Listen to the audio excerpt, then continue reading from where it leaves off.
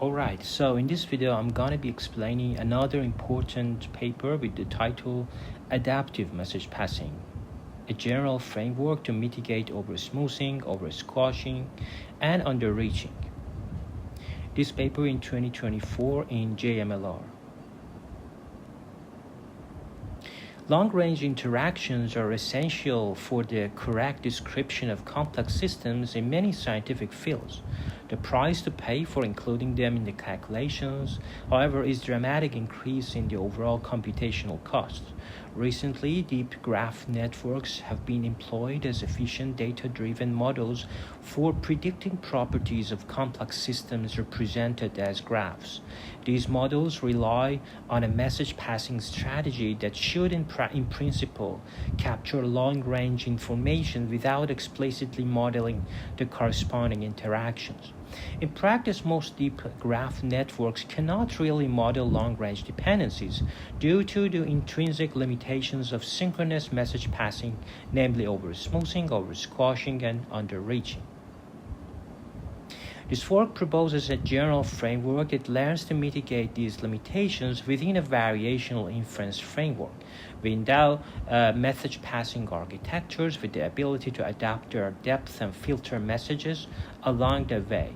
With the theoretical and empirical arguments, we show that this strategy better captures long-range interactions by surpassing the state-of-the-art and 5-node and graph prediction datasets suited for this problem. Our approach consistently improves the performances of baselines tested on these tasks.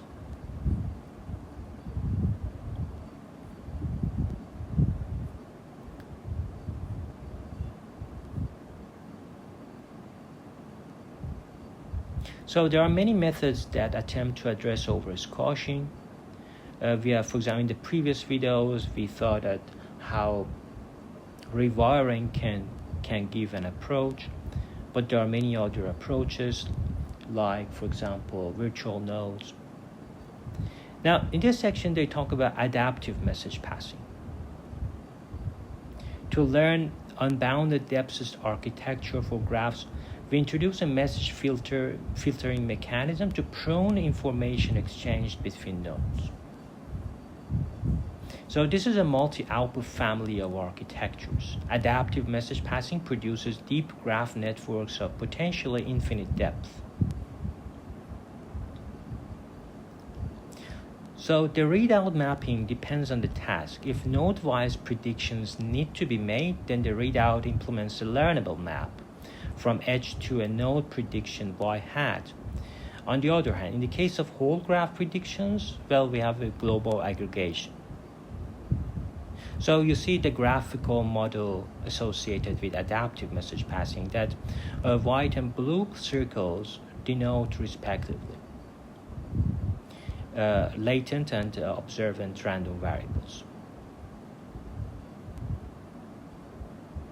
So white circles are latent variables, but the blue circles are observable that we already have. But theta L is the random variable over the parameters of the layer K. Defines a distribution over the message filters. L is just implements a distribution over the layers of the architecture. So G sub I and T sub I are distributions over the observable input graph and target label. So the generative model of adaptive message passing can be, for example, we sample theta from this distribution, and we sample L from P of L. We have a distribution over soft message filters, this F sub I, that specifies how much of H sub V has to be propagated through the outgoing edges in the next message passing.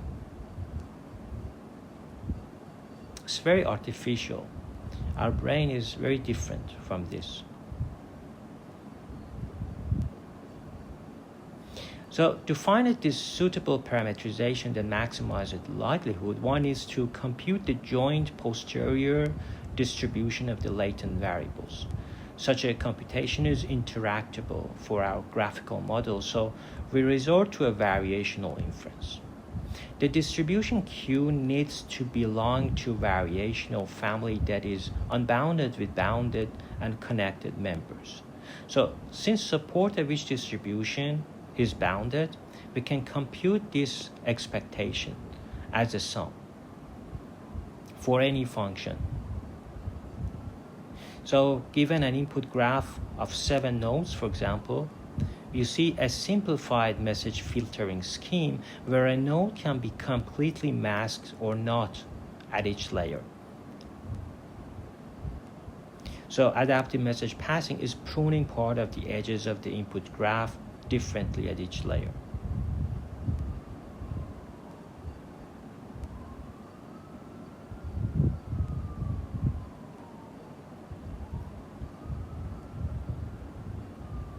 For example, in your brain, you have 7 neurons. Then sometimes this message passing happens. Sometimes this graph happens. But at layer 2, for example, this connectivity happens. This is interesting. But the way that it is implemented in the brain is different. It's by combinatorics, not by artificially forcing some constraint on the layers. So second, the variational distribution exploits the fact that conditioned on a fixed network of L layers, we cannot make any statement about layers greater than L. And finally, we define Q of a Fi as a Dirac delta function.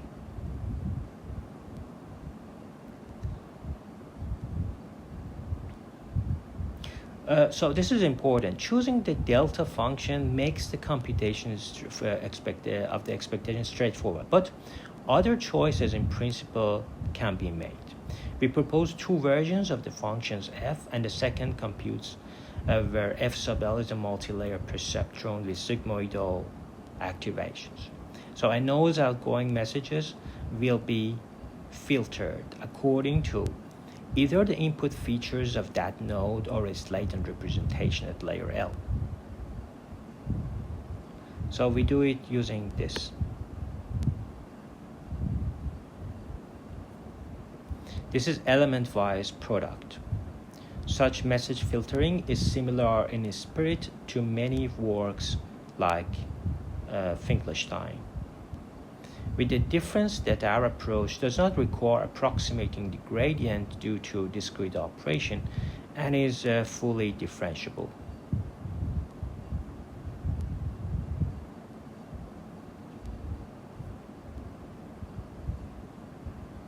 So our choice of variational distributions allows us to compute the elbow efficiently. To make predictions about a new graph, adaptive message passing uses the variational posterior as an approximation of the predictive distribution. And now we can deal with oversmoothing and oversquashing and underreaching very efficiently.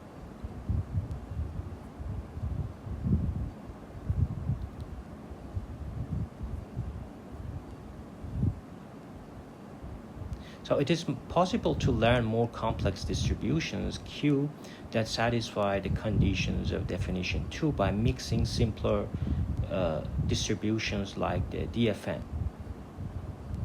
And they compare, for example, graph convolution, graph attention, graph sage with their model that you see the mean log MSE and standard deviations.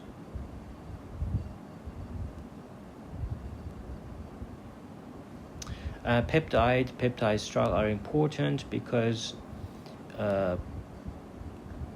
they are important for oversquashing benchmarks and those things, because they have this very distant nodes, and so it's very suitable.